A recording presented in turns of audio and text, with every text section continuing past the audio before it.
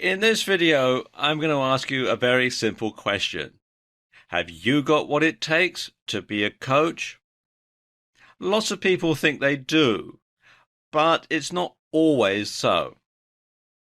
Now, coaches come from a wide variety of backgrounds, and the specific skills that are needed to help clients achieve their goals are going to vary from industry to industry and from one type of coach to another. But there are some skills and personality traits that are common to all coaches, regardless of the type of coaching they do. First and foremost, you need to have good communication skills. You need to be able to communicate effectively with your client. And you need to do this for two reasons. First of all, you need to get your point across. And secondly, you need to be able to understand what the client's needs are. And you need to be able to convey to the client that you understand what their needs are. So good listening skills are also very important. And communication, well, it's a two-way street. And sometimes you need to be a better listener than you are a talker. So you do have to spend a lot of your time listening when you're a coach. You also need to be aware of people's emotions. Not all things are expressed verbally. So you need to pay attention to people's emotions. You need to pay attention to people's body language as well when you're having conversations one-on-one with them. Because sometimes what people say and sometimes what people mean can be very different things. So you also need to know how to empathize. Note I say empathize, not sympathize. You need to be able to empathize with what your client is saying. You need to be able to look at things from his or her perspective and think of how they might be thinking and to communicate them from that sort of perspective. And you need to be able to offer words of encouragement without coming over as patronizing or condescending. Another skill that you're going to need to have if you want to be a coach is good planning and organizing skills. Clients can often become bored and disillusioned with poorly structured and disorganized coaching programs.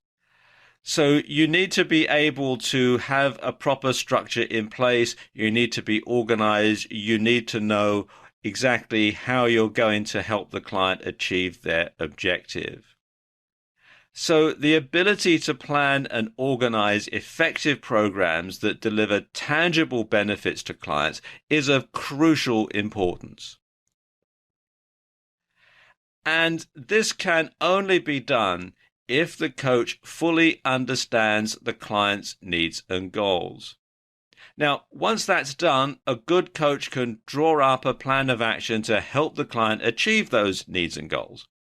Or to put it another way, you have to know what people want before you can help them to get it.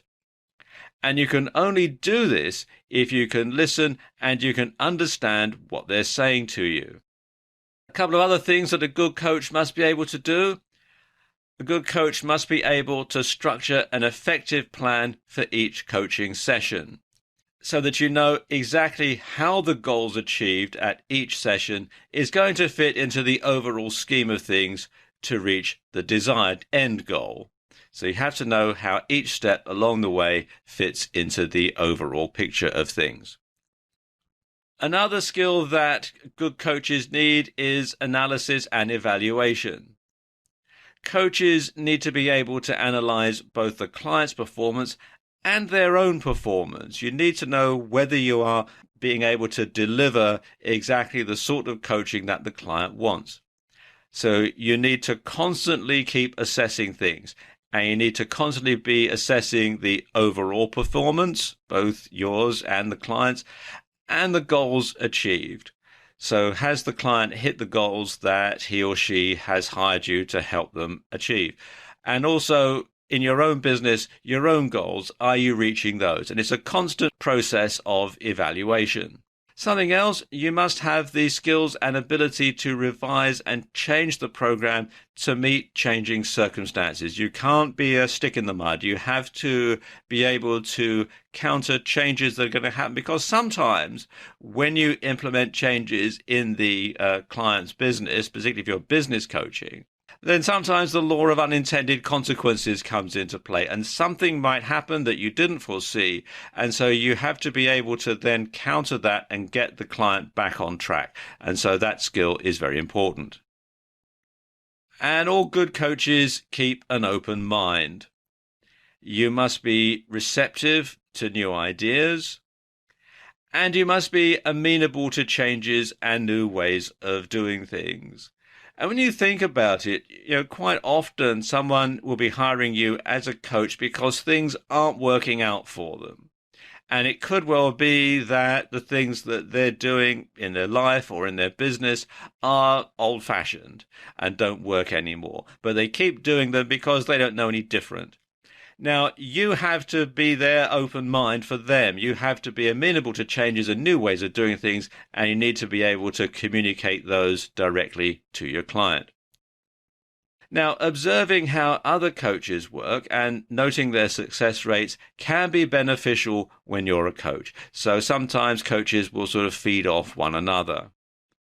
And attending courses and seminars and keeping your own skills up to date is crucial, because keeping up to date with the latest ideas can benefit both your client and you. You should also have confidence in your abilities. In other words, you must know what you're talking about when you're a coach. Now, ideally, you should have an enviable track record of accomplishment.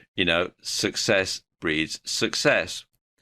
Now, of course, when you're just starting out, you don't have any sort of track record, enviable or otherwise.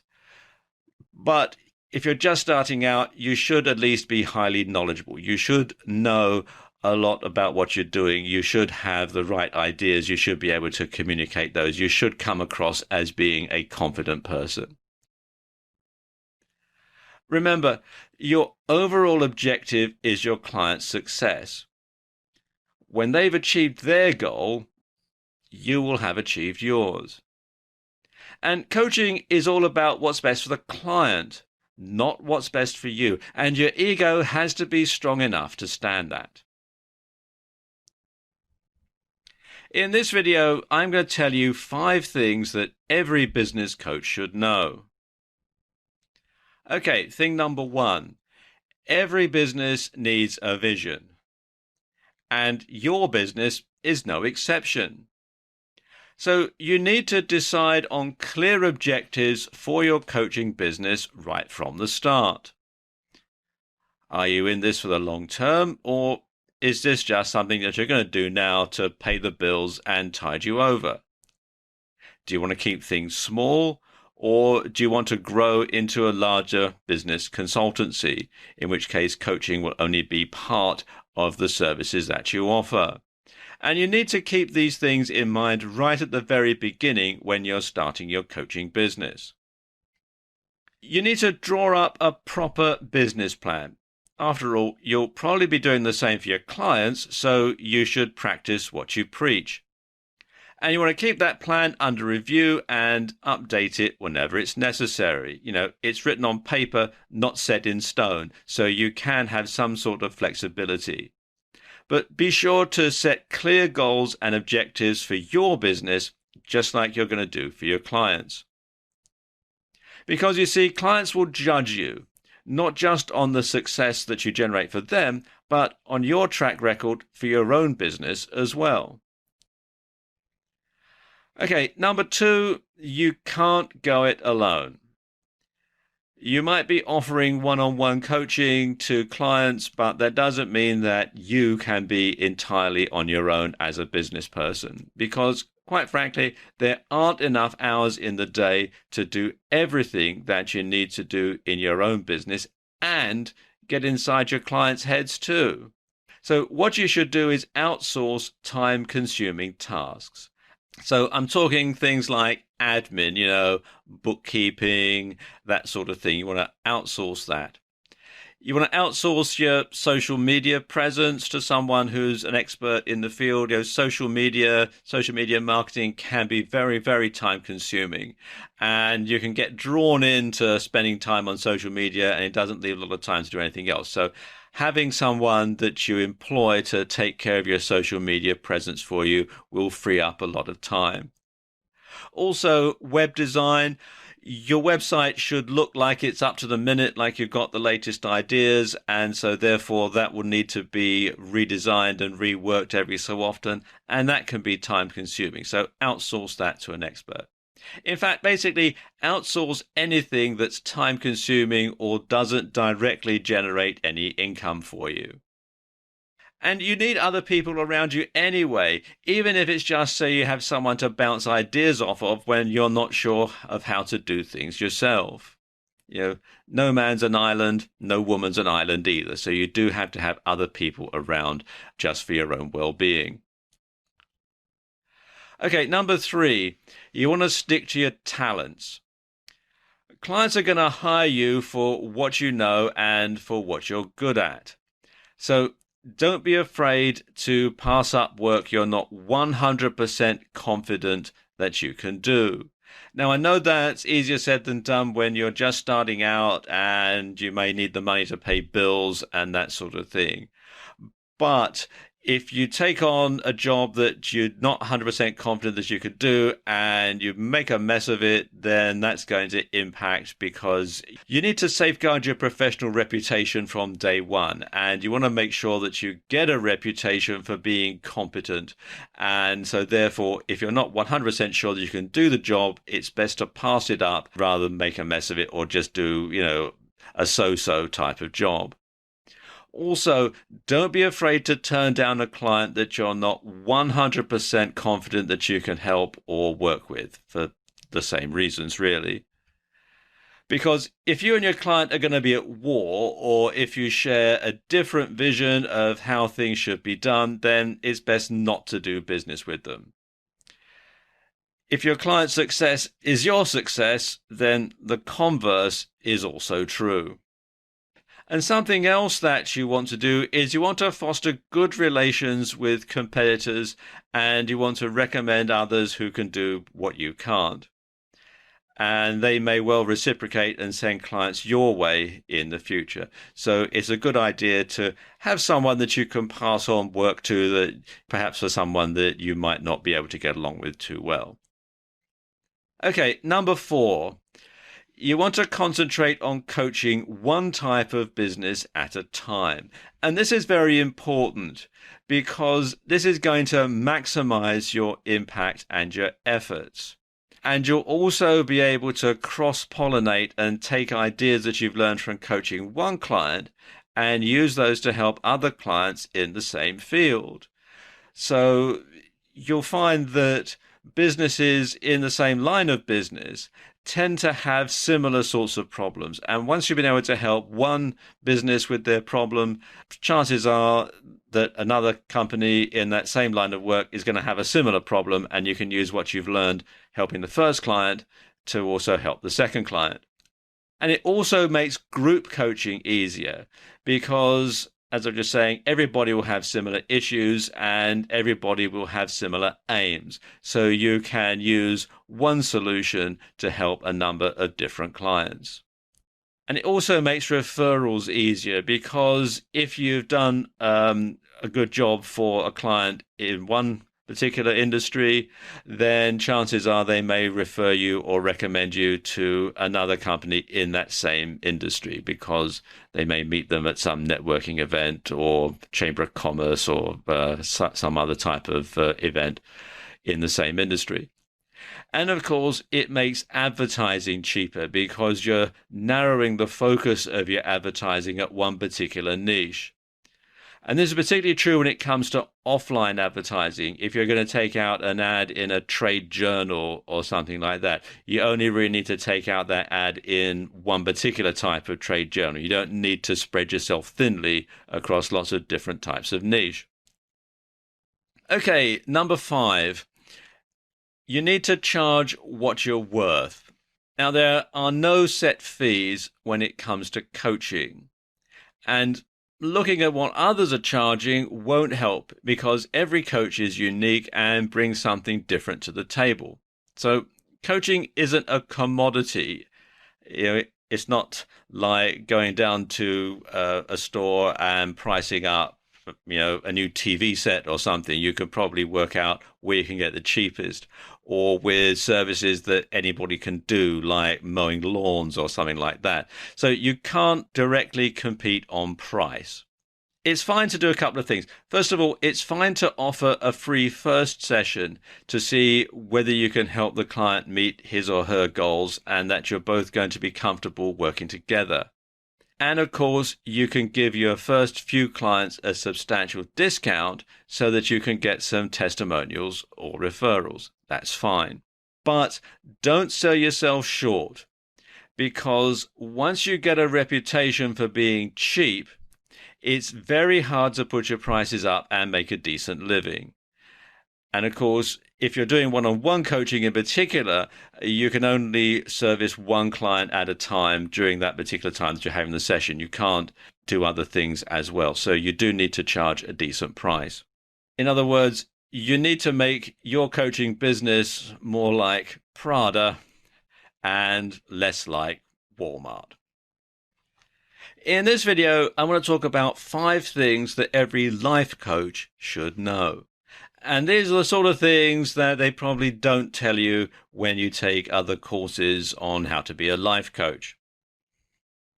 Okay, the first thing is you'll probably feel like a fraud when you first start out. I know that's a strange thing to say, but it's perfectly normal to feel this way.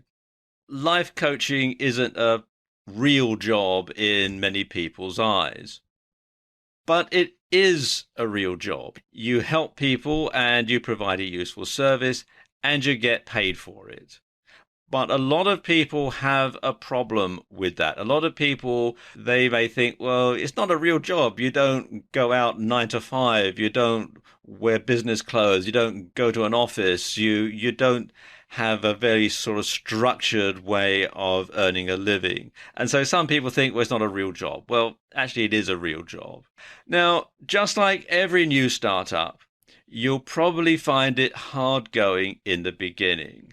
And you might catch some flack. People say, "Oh, making any money yet?" Or that sort of thing. But once you start getting a few clients and you start building up your business, you'll find people's attitudes will change, and they'll generally change for the better. So don't worry if at the beginning you start to doubt yourself and think, well, am I really qualified for doing this? My life's a mess, so how can I tell other people to live their life? But those sort of feelings are perfectly normal. Okay, number 2, don't try to be an agony aunt. It's not your job to dish out advice. Because giving advice is trying to impose your vision of what your client should be doing. It's not up to you to get involved in the day-to-day running of the client's life. That's not what a life coach is for. Life coaching is about objectivity, it's about structure, and it's about empowerment. It's not about instruction or indoctrination, and clients must be given the power to help themselves. Offering advice, opinions, and judgments would undermine the basic principles behind life coaching. There's a world of difference between being an instructor and being a guide. An instructor shows a person exactly what to do. A guide provides the tools and support that a person needs to do something for themselves. So a life coach is a guide, not an instructor. Now, everybody has the capability to adjust the limits of their own perspective. Your job as a life coach is to help people to open their minds and achieve their objectives. And you must help people to find their own way, the one that's best for them, not the one that you select for them to follow. Okay, number 3, you need to find a niche to be successful as a life coach. Just like in every business, you need to find a specialized niche to operate in. Being a generalist is a recipe for disaster. You can't help everybody with everything. So what sort of life coaching niches are there, and what sort of ones should you be thinking about? Well, there are lots of them. Here's just a few. You can help people with their business life, family life, child rearing, love life, relationships, motivation, and so on. But you'll notice that each of these niches requires a different set of skills. Your business life is going to be different from child rearing, and your love life is going to be different from family life. So you see, each one is different slightly. So you do need to concentrate on one particular niche at a time in order to become expert at it. Okay, number 4, and this is something that not a lot of people think about when they go into life coaching or any other form of coaching, really. And that is that you need to provide products as well as services to generate a decent income. You see, providing services takes time. And you'll find that there are periods of inactivity between the times when you're providing the service. You can only do one thing at a time when you're providing a service. And particularly if you're going to do one-on-one life coaching, then you can only help one client for each particular block of sessions. And even highly paid services like motivational speaking are not required all that often. You might hear a story about some highly paid motivational speaker, and let's say they get paid $10,000 to do a seminar or something like that only takes 3 or 4 hours to do. And you might think, wow, I could do one of those a week, $10,000 a week. Well, then you find that, well, actually, they only do maybe 2 a year. Well, that's only $20,000, and all of a sudden it's not quite so highly paid. So you do need to be able to have some means of bringing in some income when you're not actually out there earning it by providing the service. So what sort of products are we talking about here? Well, first of all, we're talking about books. And they can be regular books, or they can be ebooks, or they can be Kindle books. You can do audio products, and these can be MP3 audio downloads, or they can be audio products on CDs. You can do videos that feature yourself just speaking to camera, or you can have more professional videos that have camera and graphics, or you can have graphics and a voiceover like this video. And finally, you can have self-help and study courses. And these are more structured. And you probably won't want to start launching these until you've been a life coach for a while, because you can draw on your experience of helping clients for the information and the pace and everything that you want to put into a self-help or a study course. Now, in addition to boosting your income, these things help to establish your credibility as a life coach. In fact, a printed book in particular can establish you as an expert in many people's eyes. Okay, finally, number 5. You're going to need a significant online presence to stand out in a very crowded field. So you're going to need a website, definitely. You're going to need a blog. You're going to need a newsletter that you send out to your potential clients on a regular basis. You're also going to need a pretty extensive social media presence. You're going to need a Facebook page, and you're going to need a Twitter feed. And of all these, I would say that the most important ones, the ones you really want to concentrate on the most, are your blog, your newsletter, and your Twitter feed. They are the ones that will probably get you the most exposure and probably generate the most clients. Now, some potential clients might be a bit bashful about approaching you. There is still a bit of a stigma. Some people equate life coach with, I don't know how to live my life properly, and that equals failure. Now, that's not true. We live in more enlightened times today than years ago, perhaps. But that is still something that some people might have at the back of their mind. So you need to be able to counter that. So you need to put plenty of useful information out into the public domain to encourage potential clients to take things further. And this further establishes your credibility and it makes you more approachable. Especially videos that you appear in, because then people can see that you are a real person. You're not some big corporation. You are who you say you are. Oh, and one more thing. You never stop learning. So go on courses and seminars, buy books, ebooks and videos by other life coaches, and subscribe to their blogs and newsletters.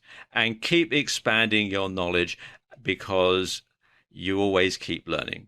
So there you go. That's 5.5 things that you ought to know if you want to be a life coach. In this video, I'm going to give you 10 tips for creating lasting confidence. Okay, tip number 1, make a plan and follow it through. When you make a plan and follow it through successfully, it gives you faith in your abilities.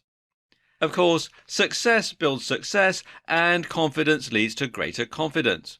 And it doesn't have to be a grand plan to begin with, just something that you're sure you can do, and then go and do it. And then you can go on to tackle more difficult tasks. Okay, tip number 2. Ask yourself, what's the worst thing that could happen? And when you ask yourself this, you get a clearer picture of the risks involved. And quite often, they're a lot lower than you think. So weigh up the risks, ask yourself what's the worst thing that could happen, and if you don't have a lot to lose, then go for it. Go out and do whatever you're thinking about doing. Now, on the other hand, if you do have a lot to lose, then see how you can spread the risk and keep your losses to a minimum. Okay, tip number 3. Don't dwell on past failures. Nobody gets everything right 100% of the time. And you will fail every so often. Everybody does. It is part of human nature. Nobody gets it right all the time. So don't dwell on this. Simply learn from the experience and move on. Now, a good example of this is WD-40. I'm sure you've seen the product. It's used as a lubricant and as a means of stopping metal from going rusty. But did you know why it's called WD-40? Well, WD-40 stands for Water Dispersal Perfected at the 40th Try. So the guys behind WD-40 got it wrong 39 times. They failed 39 times, and it was only on the 40th attempt that they managed to pull it off. But they still managed to create a great product that's being sold more than 60 years after it was invented. Okay, tip number 4, feel good about yourself. Now, I don't know you, but I'm sure you are a unique, special, and valuable person. And you deserve to feel good about yourself. So wear nice clothes.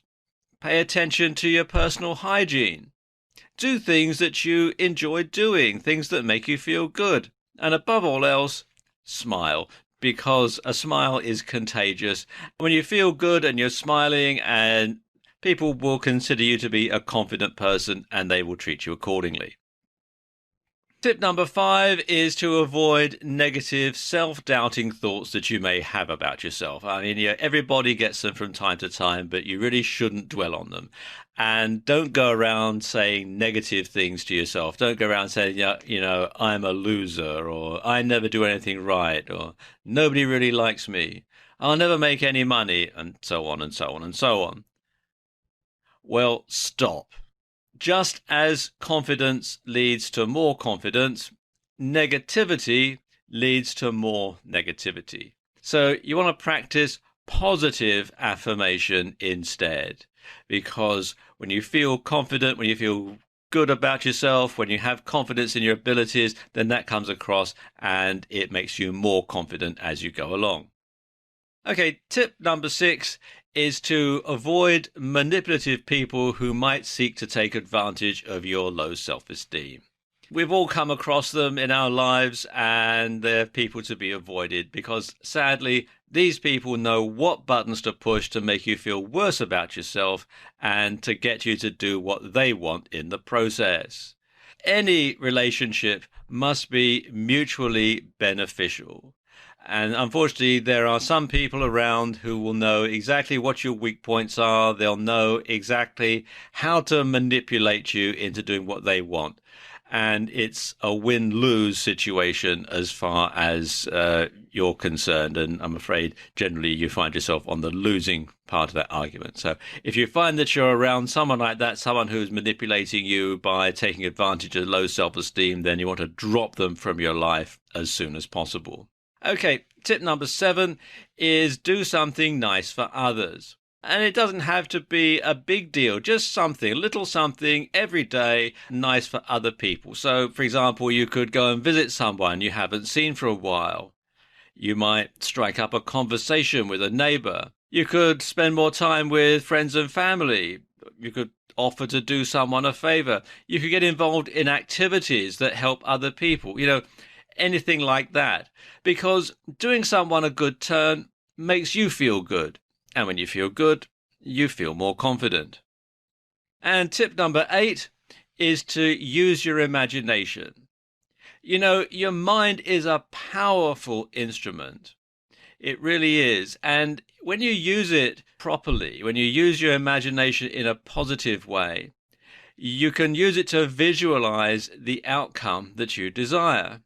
And in so doing, you break out of your own self-imposed limitations. I'm sure you've heard the expression, fake it till you make it. Well, be like an actor playing the role of a confident person. And before you know it, you'll get so used to it, you'll become that person for real. Okay, tip number 9 is banish bad memories. Bad stuff happens to all of us, but you don't have to dwell on it. Making yourself angry over perceived injustices in the past, well, quite frankly, it just serves no useful purpose at all.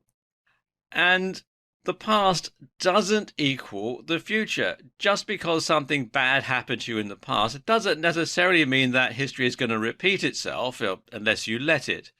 So, just like in tip number 3, learn from the experience and then move on. And finally, tip number 10 is to be true to yourself. Understand that what works for others won't necessarily work for you, and vice versa. And a good way to understand yourself and to be true to yourself is to read up on things like psychology and get a better understanding of how the brain works. And you should also use neuro-linguistic programming, otherwise known as NLP, to reinforce positive messages. And when you're true to yourself, when you are the person that you think you should be, then you'll find yourself much more confident. So there we go, 10 tips on how to improve and boost your confidence. In this video, I'm going to give you 10 tips for being more assertive. Okay, tip number 1. And I suppose it's probably the simplest thing and the most difficult one at the same time. And that is decide you're going to be more assertive. You need to commit to being more assertive. You have to tell yourself things like, I'm going to be more assertive. Or people are going to stop treating me like a doormat. You should expect some resistance, though, from people who are used to pushing you around. So, for example, if you've got a bullying boss who doesn't respect you and treats you like a doormat, then it's time to look for another job. Okay, tip number 2 is to be a good listener. Now, I know that sounds strange if you're trying to be assertive, you should actually be passive and listen, but try to understand the other person's point of view. Don't interrupt when they're explaining things to you, even if you get what they're saying before they finish. Being assertive doesn't mean you have to sort of push yourself forward all the time. But if you do have any objections or any problems, explain them clearly and unambiguously without yelling. For example, you might want to say something like, I understand why you might say this because you feel that, but I'd like to make you aware of the other. And hey presto, you're in control. Okay, tip number 3 is learn how to say no without feeling guilty. Now, it's very easy to say yes, and saying no often makes us feel guilty. And of course, some people will manipulate this and lay on a guilt trip to get us to say yes. But you do have to sometimes stand your ground and not let people push you around. Now, to counter this, what you can do is to say no and mean it. You should be polite, but firm. Say something like, I'm very sorry, but no. And that's it. End of discussion. You don't want to get involved in any further debate or let people wear you down, because sometimes people will try to turn that no into a yes, or try and break down your resolve. In which case, you can say something like, I've given you my answer and that's final. And then that's it. Don't give this decision any further thought. Walk away, literally if need be. But of course, you should be reasonable. If your neighbor comes to you and says, my house is on fire, can I borrow your fire extinguisher? Well, you don't really want to say no, do you? You should say yes and claim the cost of it back from him later, probably. And of course, if your boss is asking you to do something that's, perhaps slightly outside of your job description, it might be a good idea to say yes just to keep him or her sweet. But otherwise, make a decision, say no, and that's it, move on. Okay, tip number 4 is agree to disagree. Having a different point of view doesn't necessarily mean that you or the other person are wrong. And debate can actually be quite healthy. On the other hand, you should pick your battles carefully. As I was just saying in the previous tip, you don't need to stand your ground on everything. You don't need to prove you're right and assertive all the time. And this is particularly true in relationships. And also bear in mind that there is a fine line between being assertive and being aggressive. Okay, tip number 5 is don't feel the need to have an opinion on everything. Sometimes it's easy to say yes just to avoid a potential conflict or a difference of opinion. But of course, the trouble is if you keep saying yes to one thing and then you say yes to another point of view, then that's not coming over as being very assertive. But if there's something that somebody asks you an opinion on and it doesn't really matter, then say, I don't care, or it doesn't make any difference to me one way or the other. And that can diffuse a situation without coming over as a pushover or a yes man or a yes woman. All right, tip number 6 is to use I statements. And this lets others know what you're thinking without sounding accusatory. So start sentences with I. I think this. I feel that.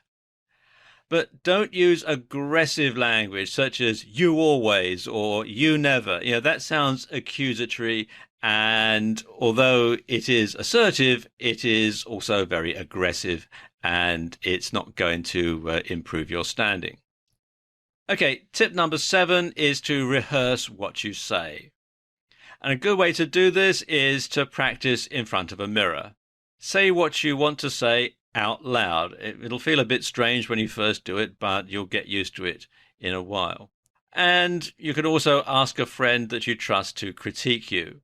You should also think of possible replies and have a counter strategy in place so that you can still be assertive, but without having somebody be able to sort of counter the argument in their favor. Tip number 8, Body language is just as important as spoken language. And you want to act confident even if you don't feel it. Keep an upright posture, but lean forward just a little bit when people are speaking to you and you're speaking to people. You want to make regular eye contact and maintain a neutral or positive facial expression. But don't wring your hands or use dramatic gestures because that's really quite passive body language. Tip number 9 is stay calm. Don't lose your temper and let a discussion turn into an argument. And when you're having a discussion, never raise your voice because it's a surefire sign that you're on the back foot. You should breathe normally, look the person in the eye, keep your face relaxed, and speak in a normal voice. Remember the old wartime spirit, keep calm and carry on. And finally, tip number 10 is be patient. If you've gained a reputation as a pushover, then sadly you're not going to lose it overnight. And being assertive is a skill that needs practice. At first, practice your new skills in low-risk situations. So if you do have to back down, it's not really a big deal. And you'll always do better sometimes than at other times. But you can always learn from your mistakes. So there we go, 10 tips to being more assertive. In this video, I'm going to give you 4 steps to becoming more focused. Okay, step number 1 is to set goals and priorities. You want to define what it is that you want to achieve, because if you don't know, then you're not going to achieve them. You've heard the old saying, if you fail to plan, then you've planned to fail. So define what it is you want to achieve and be specific. Write your goal or goals down as a to-do list and display it somewhere prominent so that you're reminded of it often. Because knowing exactly what you want to achieve makes it easy to stay focused. You can aim for something. And when you have this all written down, it's like having your own personal roadmap that you can follow. And if you break one big goal down into smaller to-dos, it's a bit like checking off the towns and cities on a map when you're taking a long car journey. Okay, step number 2 is avoid distractions. Now, with everything that goes on in modern life, it's very easy to become distracted. For example, there are all sorts of distractions online. You've got banners, pop-ups, links to articles, different websites to visit, all sorts of stuff. And it's very easy to become sidetracked, to lose track of time and completely forget what you were looking for in the first place. Of course, your smartphone doesn't just make and receive calls. There's all sorts of distractions there. Then there are the demands made by friends and family, particularly if you've got children. Social media is a big distraction. Reading one tweet quickly leads to another tweet. Facebook pages or forum sites often have links to other sites and other articles and so on. And of course, there's always something interesting to watch on TV. So when you have a task to do, lock yourself away somewhere private. Tell your friends and family that you're not to be disturbed unless it's an emergency. Turn off your smartphone. Ignore everything that you see online that's not relevant to the task at hand and simply stay focused and drill down on what it is that you're trying to accomplish. Step number 3, beat procrastination. And the best way is to do the task that you're least looking forward to first and simply get it out of the way, because then it's done. You should tell others about whatever it is that you've been putting off and tell them that you're going to do it. And that adds some sort of social pressure on it, because if you don't do it, well, you're going to look pretty stupid. If you're on your own, if you're by yourself, then set a time to start doing that task. Say, right, I'm going to do this at 3 o'clock. And then when 3 o'clock comes, do that task, no more putting it off. And you might set an alarm to remind yourself to do that. And remember, the sooner you start a task, the sooner you'll finish it. Okay, step 4 is to reward achievement. Treat yourself to something you like. It doesn't have to be very expensive. It could be just allowing yourself to have a piece of chocolate, or you treat yourself to having a cup of coffee or a cupcake or something like that. Something that you like, something that you can give yourself as a reward for accomplishing the task. Or you could simply give yourself a pat on the back. Or you could look at yourself in the mirror and say, good job, or well done, out loud. And that's giving yourself some affirmation. That's giving yourself a reward for actually accomplishing the task. And rewarding yourself in this way gives you a sense of accomplishment. It feels good. And you're more inclined to stay focused in the future because subconsciously you look forward to that good feeling. So there we are, 4 steps to becoming more focused. In this video, I want to touch on a very serious and very important topic. And that is how you can go about developing a client relationship that works for both of you.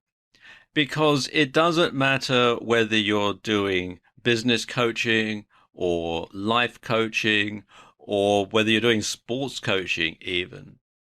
The relationship that you have with your client must be one that works for both of you. It must be mutually beneficial. It cannot be a one-sided exploitative relationship.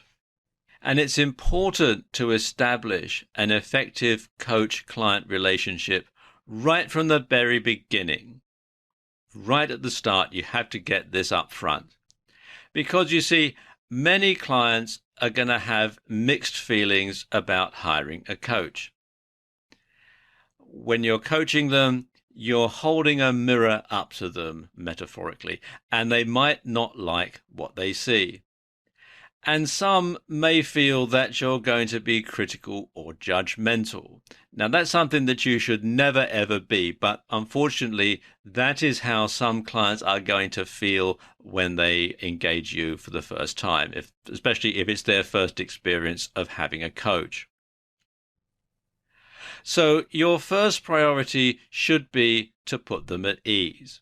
You should explain the process, and that you should tell them that your job is to empower them so that they can achieve their aims and dreams that they have for their life or for their business. And you should reassure them that you're not going to be critical and you're not going to be judgmental. You're going to take them as they are. And sometimes you have to really get inside your client's head and figure out what they really want. Because sometimes clients' objectives are confused. Sometimes they don't have a clear objective in mind. Sometimes it's something vague like, I want to be successful. Well, how? In what? Do you want to be a successful business person? Do you want to be a successful husband or wife or father?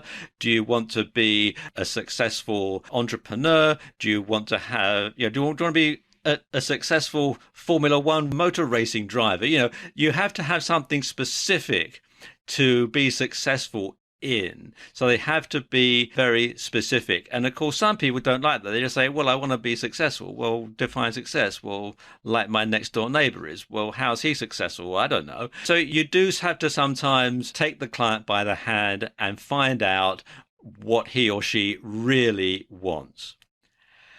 So defining what the client's objective is and how you can help them to achieve it should be your first job in establishing a coach-client relationship.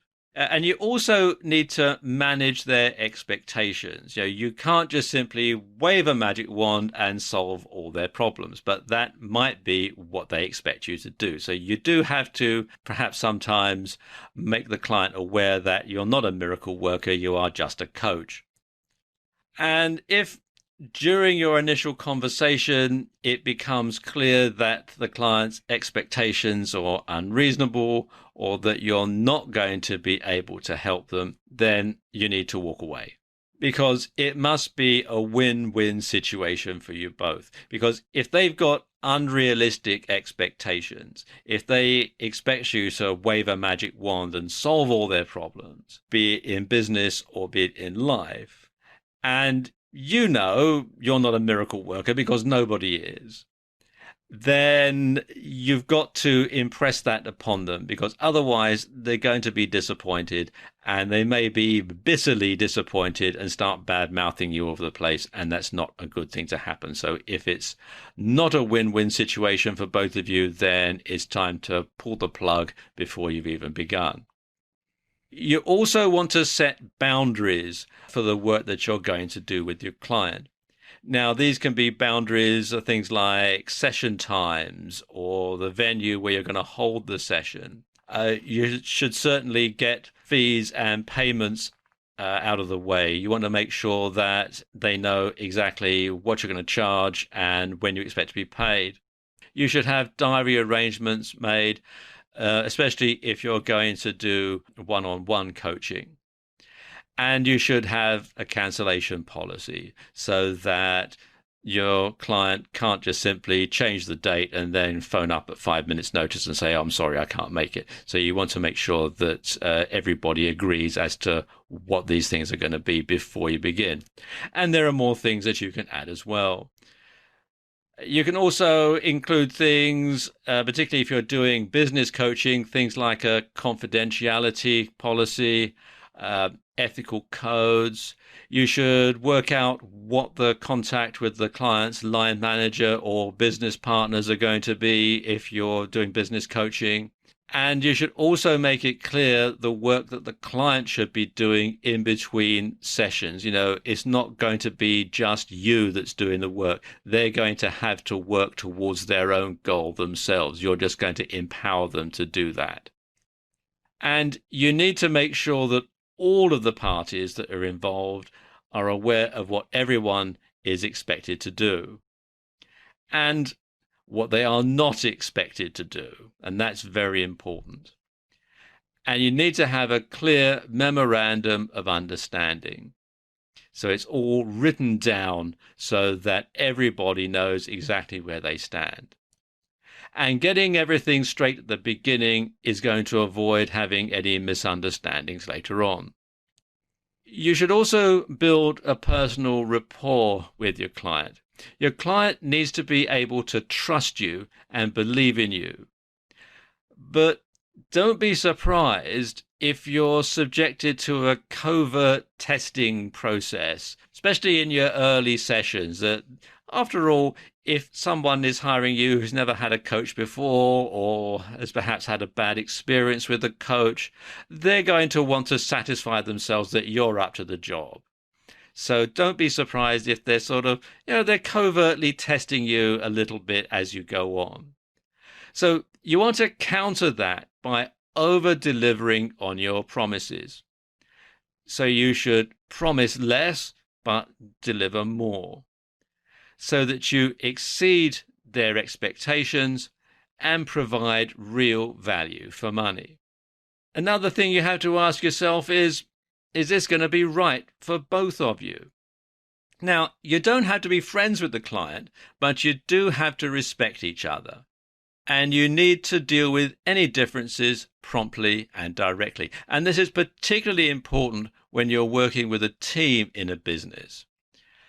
And in that context, you want to be aware of the pocket veto that perhaps some team members might wish to use. Now, a pocket veto is where someone says yes when you ask them to do something, they agree to do something, and then after they've gone away, they say, forget it, I'm not going to do it, or they just simply don't bother to do it. And so they've effectively vetoed what you've agreed with without there being any debate or any discussion. So you do need to be aware of that.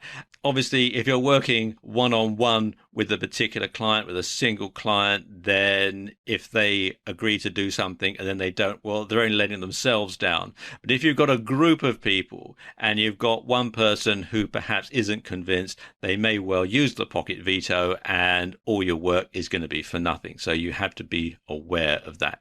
And to counter that, you need to gain commitment. Once everybody starts working together and the client can see results, this will build quickly. But in the early stages, and again, if you're working with a team, this is going to be difficult, but it's not impossible. And you need to make sure that everybody who's involved in the coaching process is committed to the outcome that you've agreed on. And then you need to get on with it. You need to deliver quantifiable results for the client within the agreed time frame.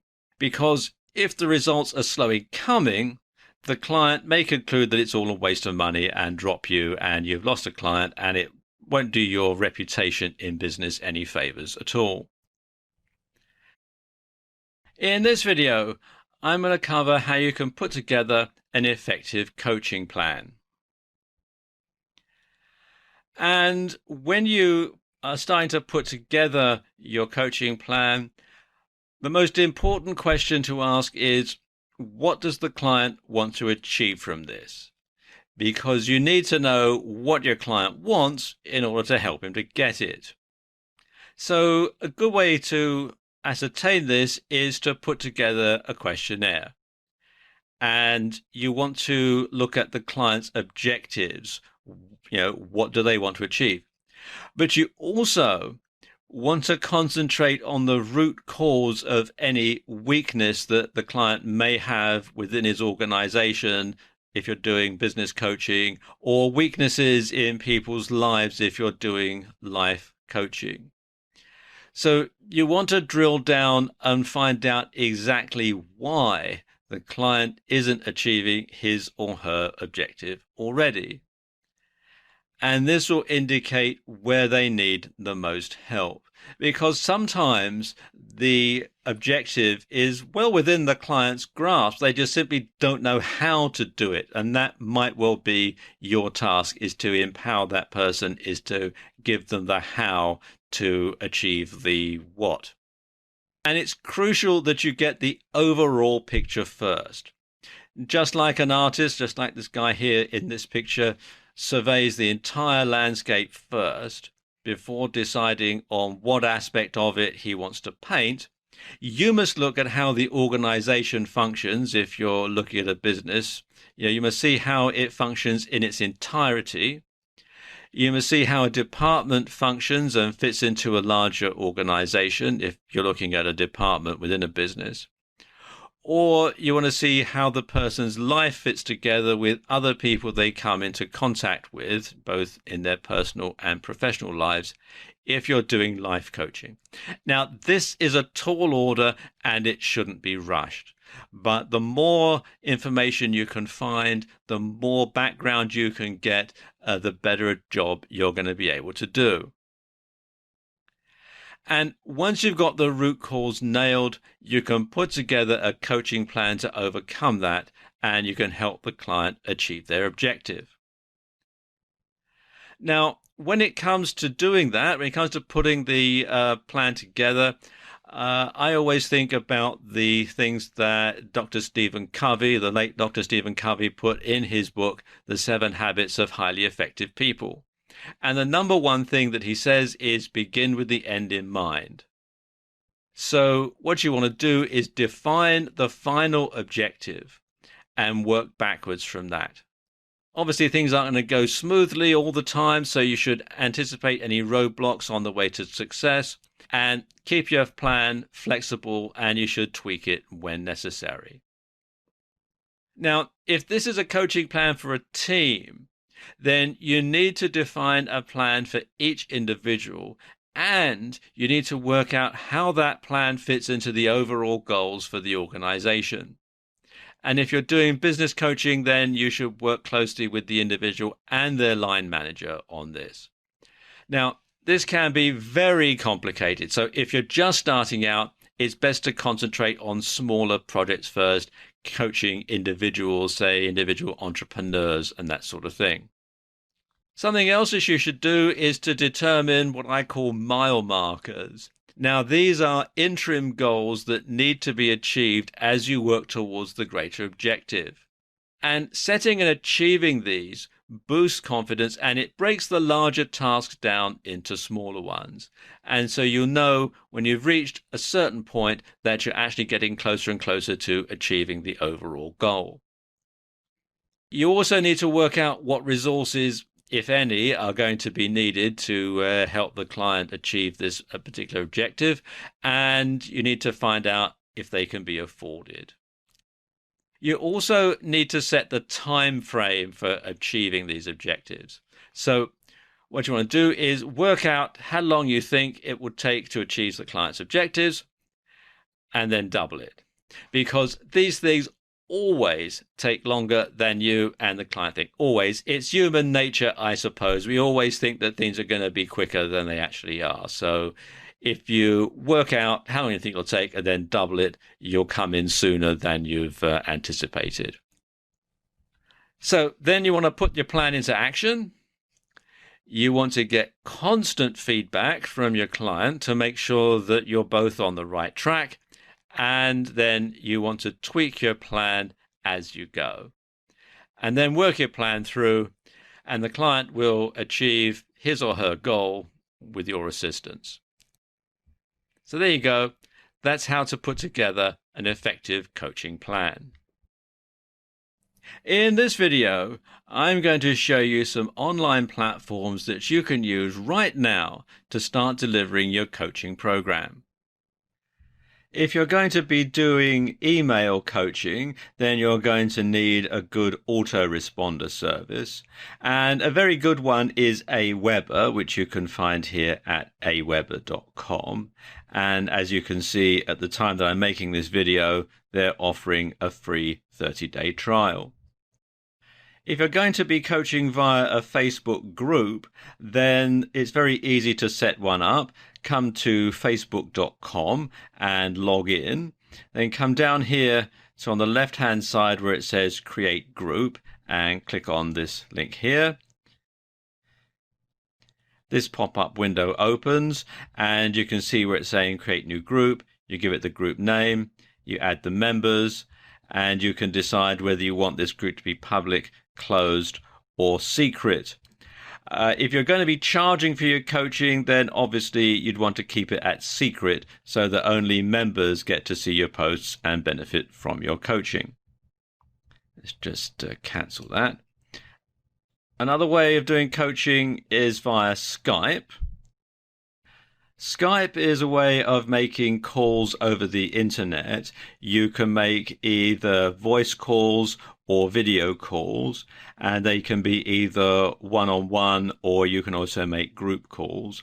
You can also send short written messages as well, and it's very versatile. You can contact anyone anywhere in the world that's got a Skype equipped computer or a Skype equipped smartphone, and you can download the software for free from skype.com. Similar to that is Google Hangouts, which you can find out here at hangouts.google.com. And this enables you to make video calls, phone calls, and send messages as well, and get involved in chats and so on. And it's all free. If you're going to do video coaching, there are a few different options that you can have. And the first one is YouTube. And there are several ways that you can use YouTube. You can either pre-record videos and upload them to the YouTube site, or you can do live streaming via your channel. And this page here, youtube.com/upload, gives you the links to show you how to do it. If you're going to upload videos to your YouTube channel, one thing you want to do is to set the privacy here to private, and that means that only people who you invite can watch the video. So if you're going to charge people for your coaching, which of course you should, then you want to make sure that it doesn't show up in the public listings on YouTube. The other one is Vimeo, which you can find here at vimeo.com. And it's similar to YouTube, but it does offer free and paid for versions. And the paid for version is worth getting because you don't have any advertisements showing in it. And you also get a much larger allocation, as you can see here. And you can read all about it at vimeo.com/upgrade. If you're going to be doing more structured type of courses, then a good system to have is Moodle, which you can find out here at moodle.com. And this enables you to deliver courses online in a more structured manner. And it is actually used a lot by universities in various countries as well. So it is a very good system to have, and it's all free. If you have a hosting plan that includes cPanel with Fantastico or Softalicious, you may find that the software is already included as part of your hosting package. And finally, if you're going to be delivering your coaching via a Mac or a smartphone, an iPhone, then FaceTime might provide you with a good solution. And it enables you to, as it says, talk, smile, and laugh with anyone on an iPad, iPhone, iPod Touch, or a Mac. And you can read all about it here at apple.com/Mac/FaceTime. $CID equals OAS-US-domains-FaceTime.com. So there you go, just a few methods that you can use to deliver your coaching to your clients. In this video, I want to show you how you can go about measuring value and success in your coaching program. Because obviously you need to know whether you've done a good job or not, and whether your client is getting value for his or her money. Now, of course, this is easy if you're a sports coach. More wins than losses equals success, and if you've got a cabinet full of trophies too, well, that's physical proof that you're up to the job. But in business coaching, it's not quite as simple. Sure, there may be an increase in the bottom line, but can it all be down to your efforts? And increased ROI is probably not the best way to measure business coaching.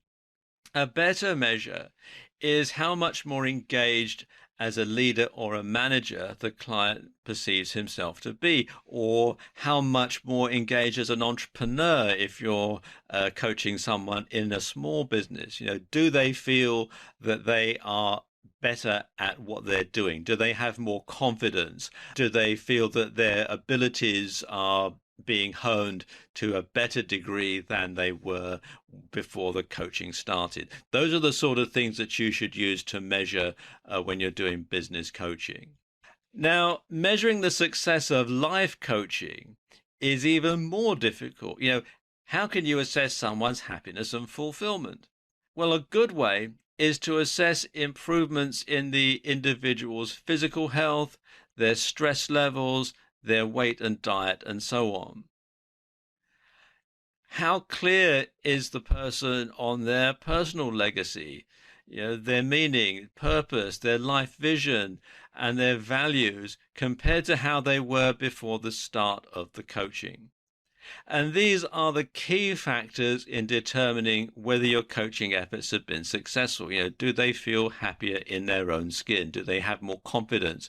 Do they feel that they can go out and attain the goals that they've set for themselves? Those are the sort of things. It's hard to quantify in terms, but if they feel better, then you've done a good job, basically. Now, a post-coaching survey is probably the best way to quantify the effectiveness of the coaching. First of all, you want to ask, were the client's objectives met? If not, why not? And if so, is the client completely satisfied? Are they completely satisfied? And the word there is completely. Are there any things that perhaps they're not quite sure about? If so, then you need to really nail those and find out perhaps where you as a coach perhaps didn't do as good a job as the client would have liked. And of course, the main thing, would they recommend your services to somebody else? Because if they are completely satisfied with what you've done, then they'll be more than happy to recommend your services to somebody else who finds themselves in the similar sort of position to the one they were before they engaged your services. And these can apply across the board to both business coaching and life coaching as well. Having mile markers along the way is a good and effective method of measuring value and success. Because if you hit the targets along the way, then there's a good chance that the overall result is going to be a positive one. And if you can prove you've done all that's been asked of you, and you've kept your promises and over-delivered, then your client is more likely to be satisfied than dissatisfied. Of course, some people are never satisfied, and you must deal with that in the same way as any other business would. But generally, after you've been coaching for a while, you'll be able to work out exactly how people think, how people perceive the value of the services you provide. And I wish you every success.